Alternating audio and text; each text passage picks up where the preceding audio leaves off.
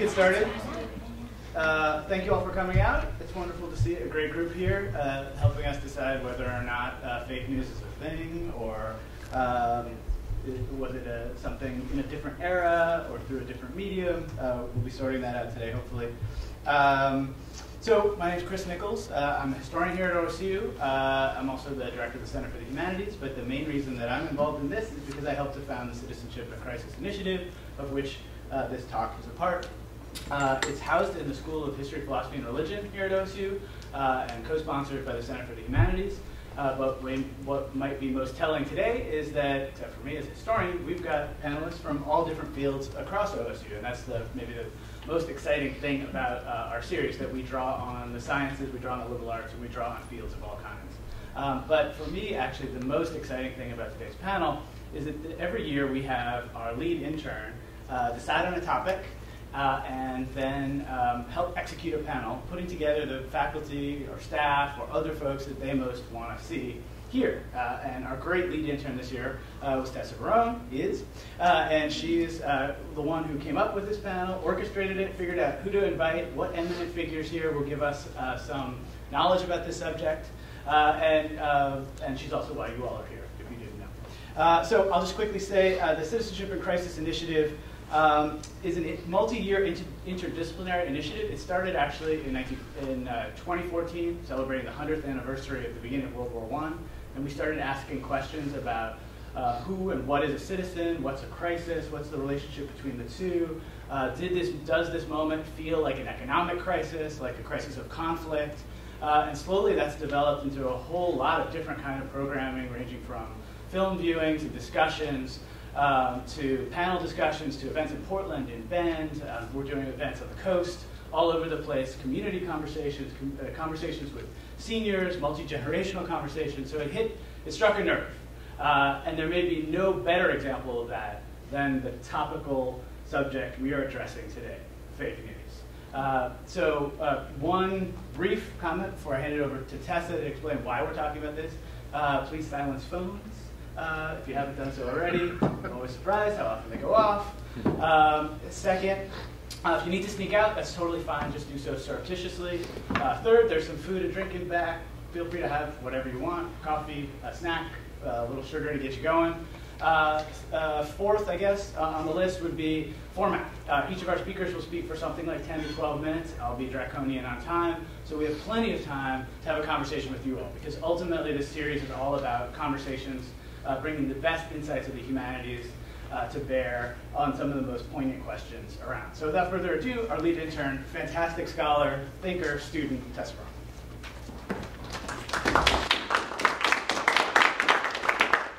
Hi, thank you. As Dr. Nichols said, my name is Tessa Barone, and I am so honored to be here today.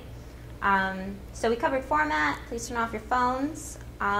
So let's get into it. I first chose this topic because of my total inability to understand the term fake news. I only heard about this term recently, although I understand it has existed for a very long time, both as a term and as a practice. To be effective, it requires the appearance of reality. So what does that mean about truth in general? If there's no way of distinguishing fake news from real news, how can we value information then, especially in this age of information? We have all been affected by the powers of fake news, no matter your politics. It influences elections, misconstrues reality, and makes Facebook really annoying. As someone who grew up with constant access to the internet and cell phones, I depend on technology for pretty much all of my information. It is frightening to think that what I know from it might not possibly be true. Where, what, and to whom can we direct our trust? So basically, I am personally very interested in learning more about this, and I've assembled a team of excellent people who I hope can help us all shed some light on this topic. Professor Finn J.D. John is an instructor at Oregon State University, where he studies pre-World War II commercial fiction and specializes in the development of transmedia storytelling franchises. In the New Media Communications department, he teaches a media spin detecting class in which students learn the techniques of media production and how to use psychological and rhetorical cues to identify and investigate deceptive media content. Dr. Tekla Bude is an assistant professor of English literature at OSU, where she studies and teaches on the medieval period and how our medieval past still affects the modern day. She is currently at work on 2 books, one of medieval music and the other on medieval mathematics, and has published a number of articles on the role of musicality in the medieval world. Dr. Daniel Faltesek is assistant professor of social media, director of the Game Lab, and coordinator of the New Media Communications program. His first book, entitled Selling Social Media, was published by Bloomsbury Academic in 2018. It is an extension of his research agenda to connect the logistical dimensions of social media with computational methods, all for the goal of developing a computational critical cultural studies. Please join me in welcoming them with a round of applause, and thank you all so much for being here today.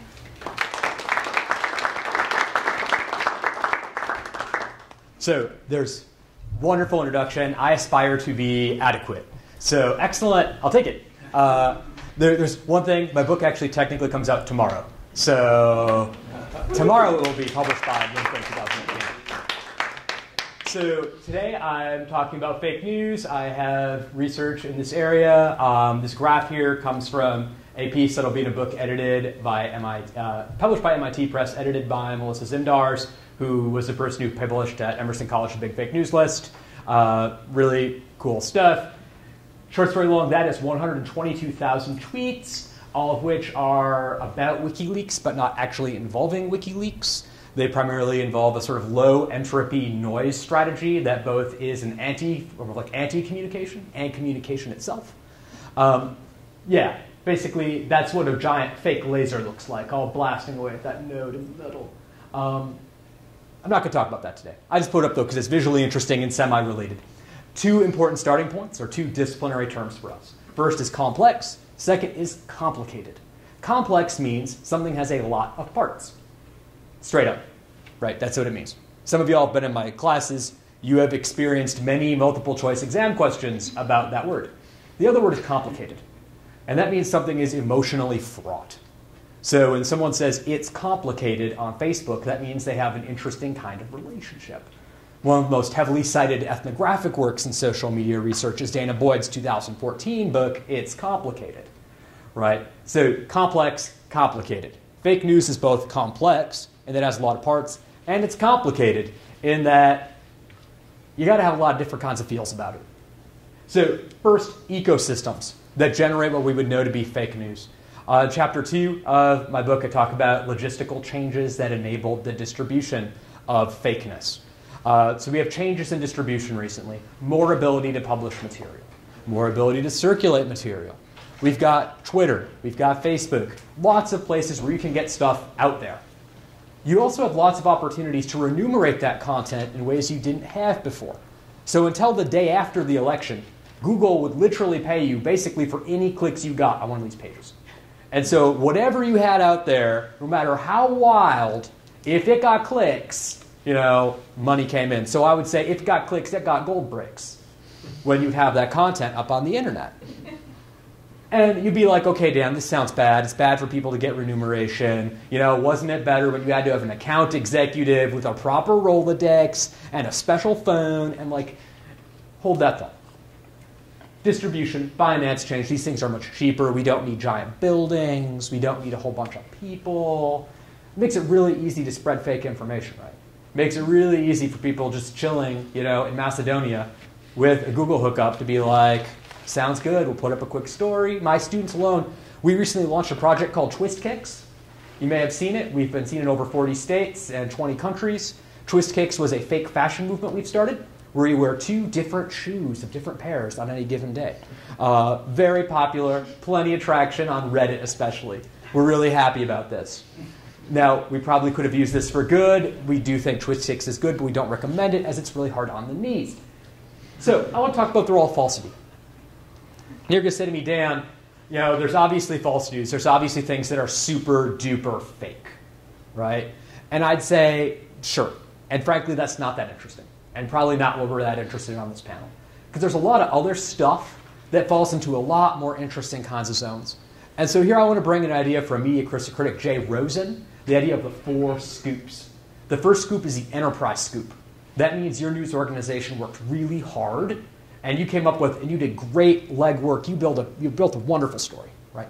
The second one is just your classic ego scoop. I got the story first. I'm first. Didn't y'all care? No. No one cares who got the story about LeBron James first, right? The third kind is the Traitor Scoop, which is just like an ego scoop. It's just like, it doesn't matter who got it first, but it moved the stock market, so some people think it's very important. And then finally is the Thought Scoop, which is the scoop that comes from the reporter having the right framework to interpret the results first, right? Here's the thing. An enterprise scoop and a thought scoop, these are investigative stories. These are interpretive stories. These are not going to be things that are obviously true or false. Those middle two scoops, like who gets to the car accident first to get the video, that's not that hard to deal with truth and falsity. And frankly, it doesn't really matter at the end of the day. That's Rosen's point, that ego and traitor scoops just aren't that important compared to the other two kinds of scoops. Now, in communication studies, we are big into speech act theory. We are interested in utterances that are not philosophically true or false in an analytical sense. We're interested in naming. We're interested in tithing and value commitments and these kinds of acts that make the world. So I'll think about science for a minute. The idea of science as something you communicate about. A lot of people I know, especially on the academic left, are very into science. They march for it. They have shirts about it. It's a big part of their identity.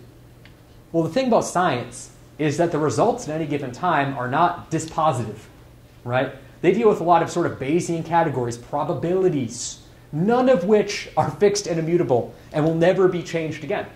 But instead, they want to deal with a discrete idea of 0 false and 1 true, when in reality, we're dealing with a continuous variable in almost all of these cases that matter.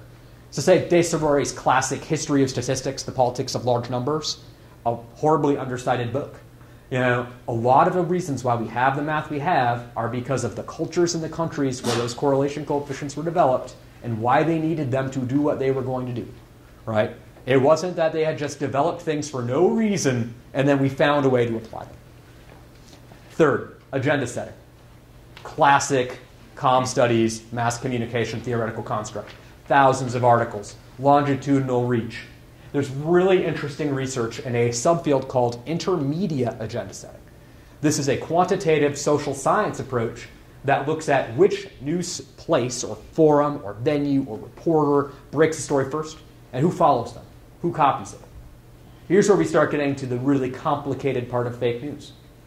What's great about Twitter is they have more stories and other media will follow them. This is not to say people on Twitter don't follow the mainstream media, but sometimes stories have been suppressed for years and years. Like, say, stories about prominent Hollywood producers being just horrible human beings. It's good that that story bubbled up, right? It's good that it appeared. It's good that Twitter was able to set the agenda.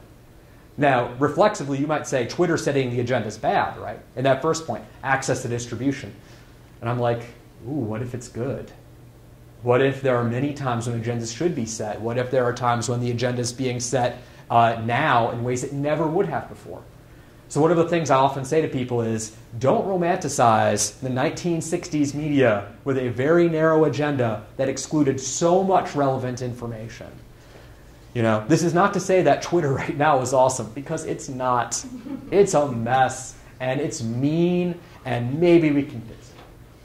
And then finally, and this is where I get to where this research involving WikiLeaks comes from. The key examples for this chapter are WikiLeaks and accusations of Satanism against Hillary Clinton. It's going to be a fun chapter. I'm interested in playoffs and pays. I'm interested in game theory, which is not heavily used in communication research right now, but I think it's really important for understanding fake news. And I think there are two kinds of fake news games that we have to distinguish between. There are non-zero-sum fake news games. This means, how can I get more clicks? This is the Macedonian game, right? This is the game the gentleman in Ohio played with the ballot box story, right? He was not particularly ideological. These people just are following the clicks. And they go with strategies that are intended to follow the clicks. So this Clinton story, it was a well-developed story. It had a headline, it had pictures, it had everything else. It wasn't really just a one-off tweet, right?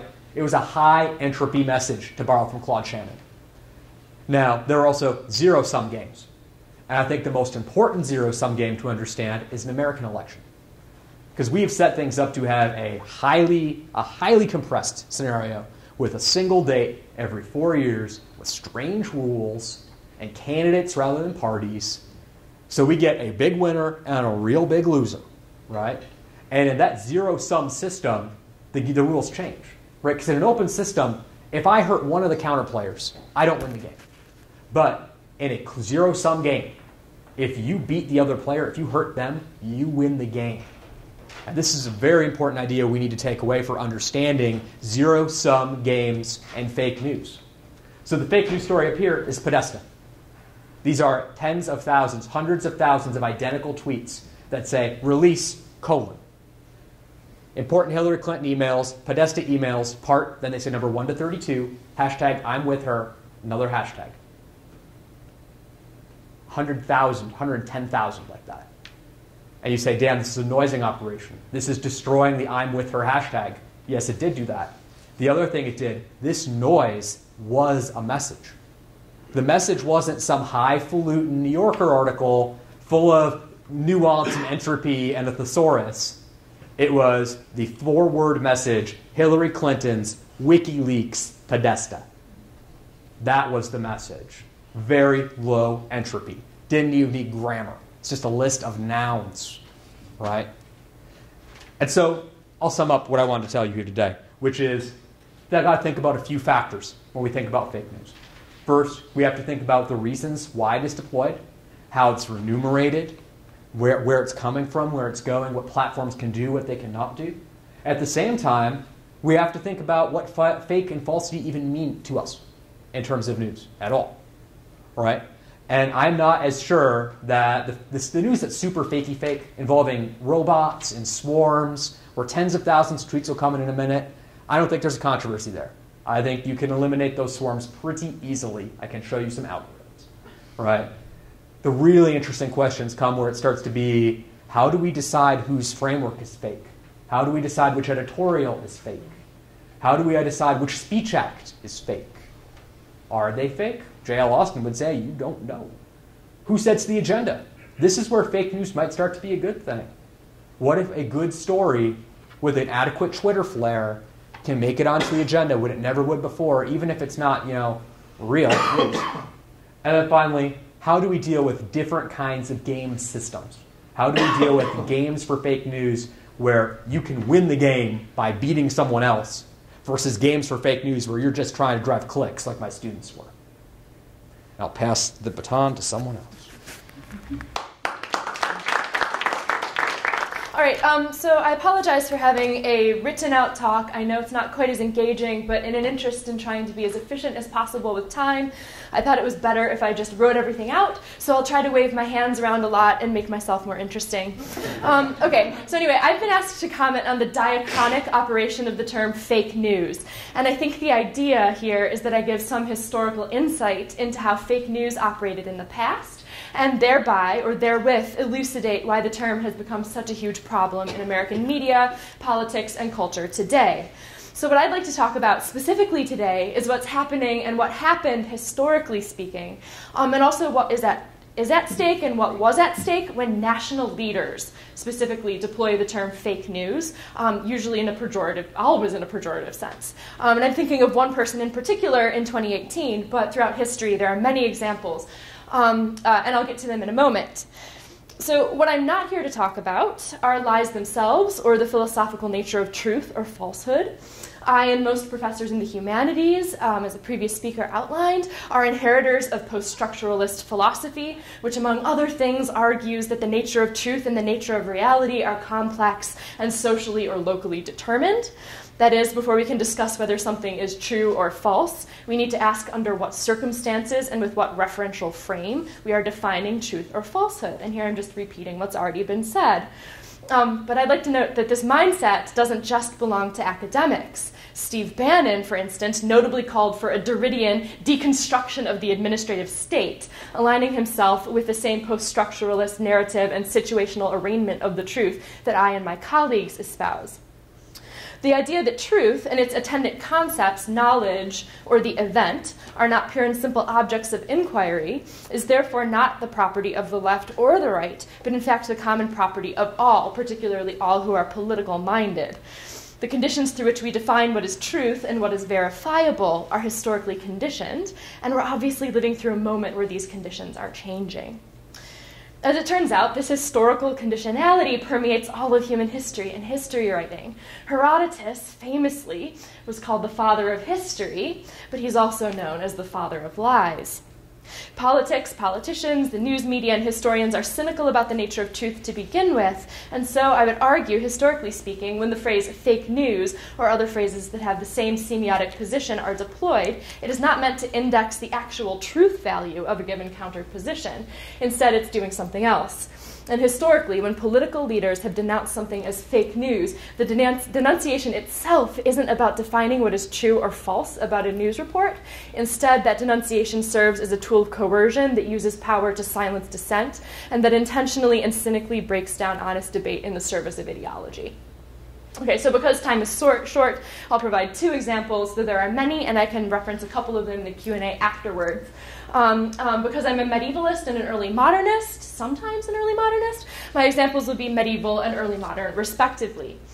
All right, so in 1402, only a short time ago, 3 years after forcefully deposing his nephew, the Plantagenet Richard II, from the throne of England, and then probably murdering him, Henry IV, the first of the House of Lancaster, passed the following edict at the end of 3 years of uprisings, revolts, and near civil war following his rise to the throne. The edict runs as such. I won't read it in the French.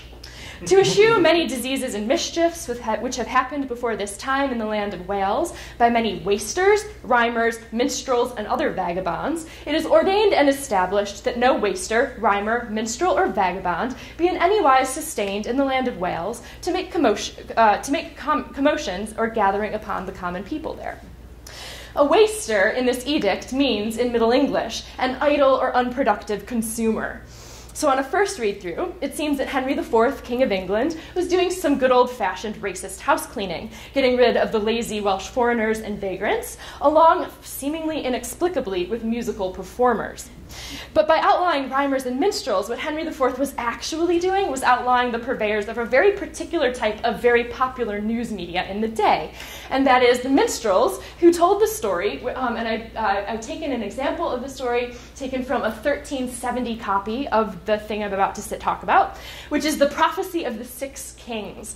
And this is an opaque political prophecy that was, at the time, being used by the Welsh anti-Lancastrian faction led by Owen Glendower, who was a distant ancestor of Henry VIII, in order to discredit Henry IV's reign.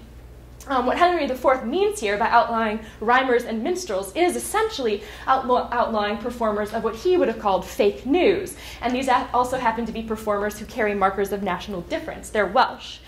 People who are using prophetic texts to signal dissent and to incite social and political change. Henry IV effectively outlawed not only minstrelsy and rhyming, something that I take great umbrage with, but also outlawed another class of people as well, the disenfranchised proletariat who were most likely to join an insurrection against the new Lancastrian regime. Interestingly, after marking their rhymes and minstrelsy as fake, Henry IV and his faction turned right around and used the prophecy themselves, differently interpreted, to support Henry IV's claim to the throne. This is the great thing about prophecy. You can do whatever the frick you want with it. In fact, the Lancastrian dynasty would go on to be one of the most staunch supporters of political prophecy in English history. So for Henry IV, the problem was not, in reality, the truth value or the veracity of political prophecy as a genre, but instead the potential coercive force that deployment of that prophecy might have against people who were dangerous to his rule, and the propagandistic power in the hands of people who supported it. Calling something fake news, or in this case, false prophecy, is not concerned with tacticity, but with coercion, discrediting the enemy, and the desire to build consensus through fiction. Okay, example 2. It's not working, but I'll start talking anyway. All right, so in 1672, so jumping ahead about 270 years here, Coffee houses were spaces where the public would meet to discuss contemporary events in politics, arts, and culture.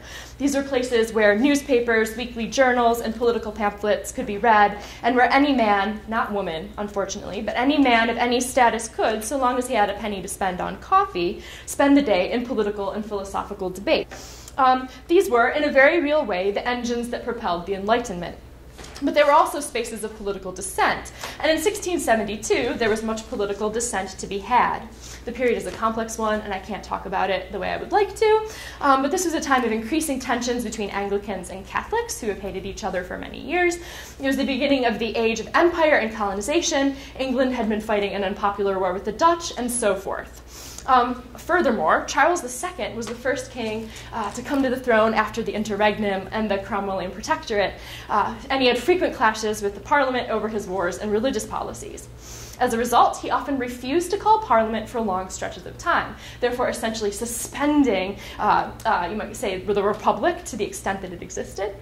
Laws, therefore, could not be passed, but royal proclamations, which are much like contemporary executive orders, that operated much like laws, while sidestepping the normal parliamentary procedures, could be. And as a result, Charles II made political enemies in the public sphere by issuing these essentially what are executive orders. The coffee houses were at the heart of this. On June 12, 1672, Charles II gave the following proclamation, and here is the published version that went to presses both in London and in Edinburgh. And I'm going to try to advance because I've included a selected quotation. It worked. Okay. Whereas by ancient laws and statutes of this realm, great and heavy penalties are inflicted upon all such as shall be found to be spreaders of false news, or promoters of any malicious slanders and calumnies in their ordinary or in common discourses, whoever shall utter or publish any words or things to incite and stir up the people to hatred or dislike of the person of his majesty or the established government, is thereby made incapable of holding any office or employment whatsoever, either in church or state. Men have assumed to themselves a liberty, not only in coffee houses, but in other places and meetings, both public and private, to censure and defame the proceedings of the state. Note what's happening here. False news, i.e. something that ought to have an index in truth value, is actually equated with, quote, any words or things that incite and stir up the people to hatred or dislike of the person of his majesty. This is not an injunction against fake news, but rather an injunction against political language that the king doesn't like, language that the king thinks makes him look bad, or that he thinks, to quote a politician in 2018, is unfair. Note, too, that this proclamation is not a law. It exists in a world of speech acts that fully devolve onto the power of the sovereign and are meaningful as legal action insofar as the sovereign, A, is popular, and B, can silence opposition and bifurcate the reading public. That is, this exhortatory rhetoric that defines political opponents more effectively than it can enact its desires. It is consensus-building, world-founding speech. Okay, so in both of these historical instances, we see the term of fake news applied not seriously to query the notion of truth in reportage, in events, or in a juridical notion of deliberative justice, but rather the term is used by a political leader to silence political opposition, to fragment and polarize the news-consuming public, and to create a political reality in which the sovereign is the arbiter of something called truth, which is itself not aligned with truth, but rather the power to defraud and coerce. All right, thank you. Okay, well, I'll just try and read well. Okay, so the title of my section here, fake news, a signal failure. I sort of hate stuff with stupid puns in the title, but I just sort of couldn't resist this particular opportunity because it's perfect. The advent of fake news is nothing less and not much more than a giant shift in the signaling systems that we use to decide which stories to believe and which ones to discount as deception or satire or fiction or whatever. So I'm going to start off with the TLDR here, because we're all busy, and some of you guys might want to walk out on me. So to get that going. The old systems don't work anymore, but lots of people are still using them, and lots of unscrupulous people are using them to swindle the people who are still using them. So let's start with a story from a few years ago. And before I start, I should clarify that the class that I teach, I'm basically a production guy. So I teach a class for media producers, making sure that they don't get bamboozled by this stuff. So, questions of the nature of truth and so forth are kind of above my pay grade, and we sort of go to, here's how you can avoid getting fooled. And it's a fairly popular class, but things change so quickly that it has to be constantly tweaked. Right now it's a little on the old side. But anyway, let's go back. Speaking of old stuff, let's go all the way back to 2012. And now I need to figure, oh, look at that. I have to resume the slideshow. There it goes. Wonderful. Back in 2012, a woman calling herself Lisa Quinn logged onto Reddit and posted this picture. And she wrote, "Opinions, please, Reddit. Do you think my Uncle Joe was just weird or a serial killer?" And she said that she had found these newspaper clippings in the bottom of an old steamer trunk. And also she had found Uncle Joe's diary, which had made it sound like he had murdered 4 women in New York City in the late 1890s. So Lisa had made a blog about it, because it was 2012, right? And that's what you did.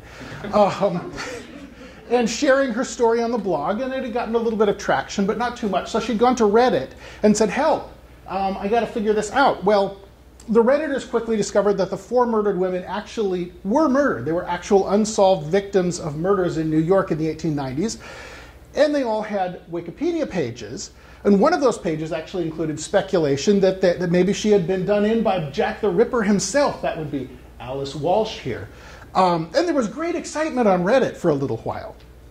And, well, you kind of know where this story is going, right? Because we're here to talk about fake news, right? What are the chances that I'm going to lead off a talk about fake news by talking about a perfectly legit story?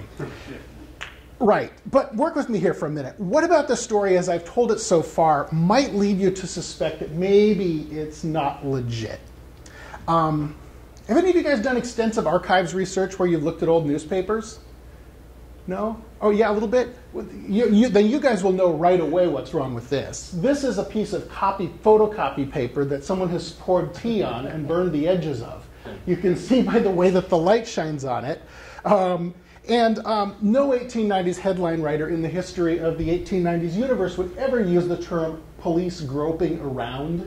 That's just not a thing. So these are the little red flags that you can catch. So the red flags are basically inconsistencies in a signal that suggest that one might want to take a closer look at it to decide if it's an honest signal or a dishonest signal.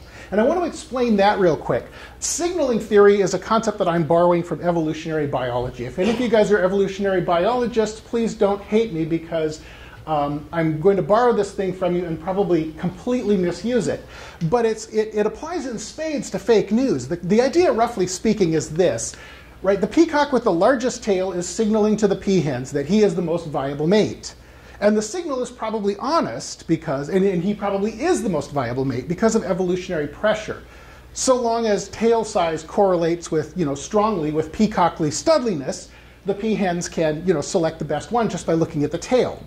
So evolutionary pressure, the idea is, keeps the signal honest because it's in the species' best interest for the females to be able to easily pick the best mates, and peahens and peacocks are not particularly intelligent animals nor flexible, so they need a simple cue like that.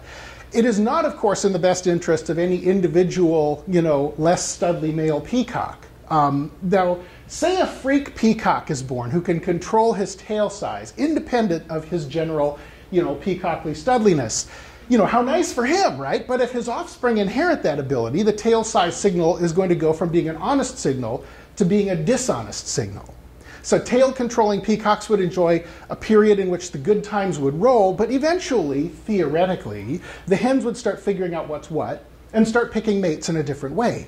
Or they might figure out, that fake tails have a certain look to them and use that as a red flag to, make a closer inspection before making a mating decision, or they might just die.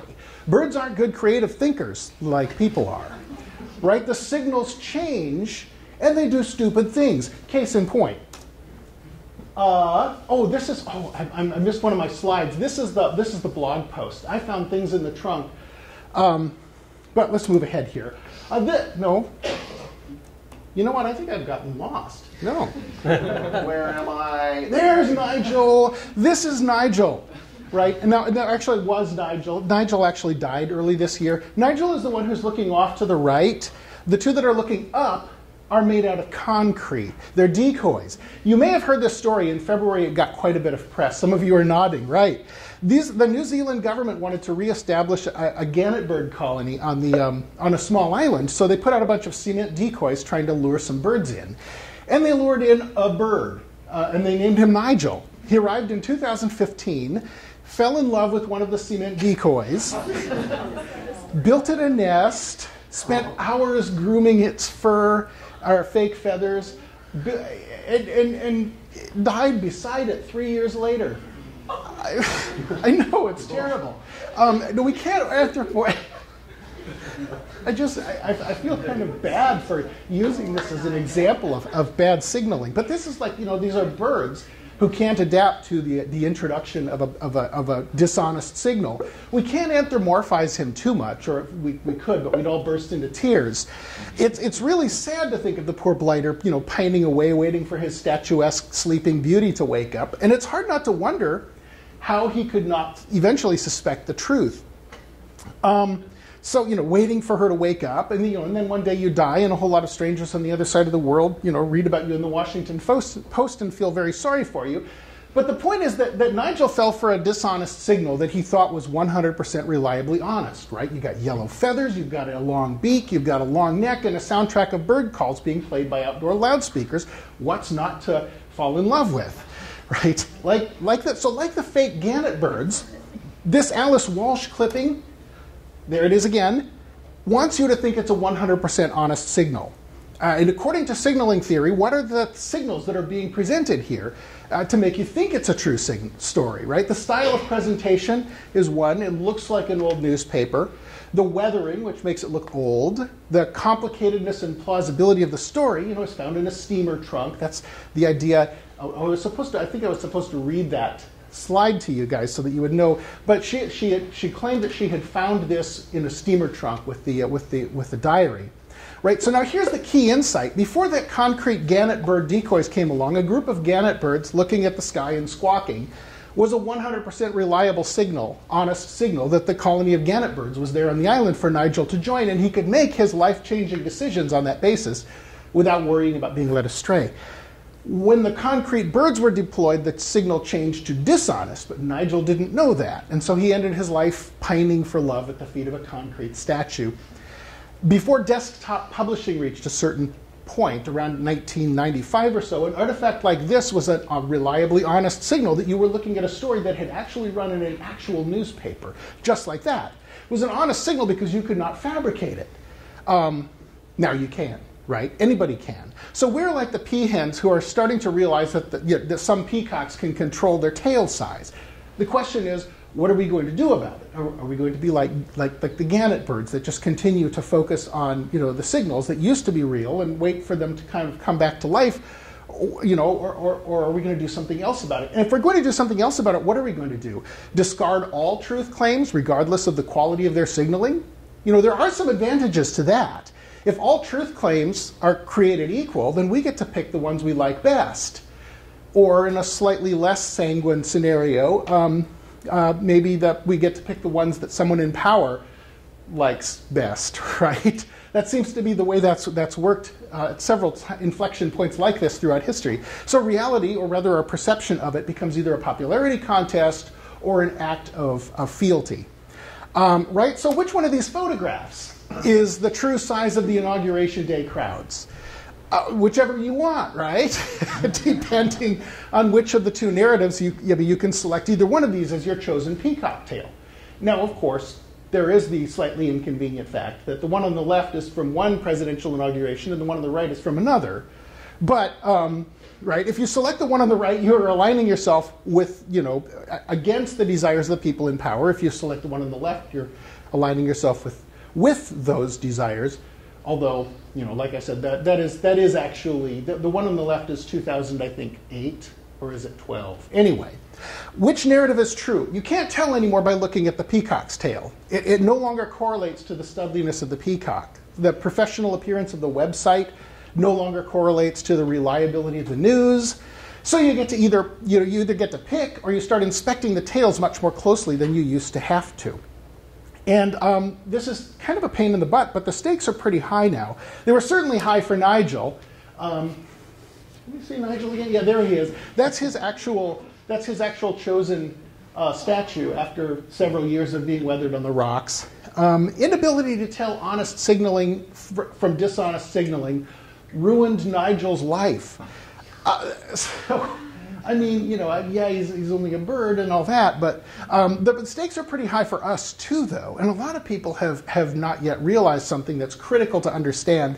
And frankly, millennials are a lot better at figuring this stuff out than people my age seem to be. Digital production tools have ruined all the good signals. All the honest signals are at least slightly suspect, right? There are no signals you can really know with 100% certainty are honest, unless you've done a certain amount of research. There is no peacock whose tail can be depended on to always and constantly reflect his studliness. That doesn't mean that the signals are useless. It just means that you have to look very closely at the feathers and cross-reference, you know, other signs of peacock studliness before you give your heart to the one with the most beautiful plumage. So how do you do that? Well, here's the key. The thing to remember from the key to you know, telling honest from dishonest signaling in media content is basically you've just got to know who's talking. You've got to know where the information comes from, no matter how good it looks. So remember the story of Alice Walsh? Who was talking, telling Alice Walsh's story? Some rando with a you know, stock format WordPress blog from 2012, and some pictures. And this is the one after Reddit. Reddit kind of figured it out fairly quickly. The pictures are all look good from far away, but we don't get much in the way of high-res views, and they're all from the same source, this WordPress blogger. There are also the Wikipedia entries for the 4 murder victims, which sounds like independent corroboration, but as the Reddit people figured out, this is the post that came 26 minutes after it was first posted. And it says, I know I'm probably being cynical, but does this seem like viral marketing to anyone? The fact that the Alice Walsh Wikipedia article was created 2 weeks ago and the way the articles in the picture look like they're falsely aged may not be viral marketing, just someone trolling, but the inclusion of 2 freshly made Wikipedia articles. Okay, so then people are like, oh, look, red flag, let's look into this. And it just started to unravel. The Wikipedia articles have all been posted and edited by a small group of very new users. Finding documents in an old steamer trunk seemed a little on the nose, as the screenwriters say. And why had Lisa been savvy enough to ask Reddit, which is a fairly high-level, you know, interneting action, particularly in 2012, but not savvy enough to actually use Google and, like, find the Wikipedia pages? So just like that, the work of months lay in ruins. It took less than an hour. It turned out that the whole thing had been put together by a class of undergraduates at George Mason University, which, not content with trying to convince people to wear different colored shoes on Tuesdays, Thursdays, sorry, had decided instead that they were going to try to inject false data into the popular culture. It was actually a class called Lying About the Past. I'm not sure why, but yeah. So that was that. I want. Let's see. How are we doing for time? I think I've run out of time, so I'm just going to go ahead and leave it at that. You know, that the assuming the making Nigel assumptions worked 30 years ago, and so it all comes down to adjusting to the new signals. And there have been a number of inflection points throughout history at which we've had to adjust to new signals when it became possible to do new things with media. And just about every time there have been casualties along the road to developing, you know, better BS detectors. Thank you.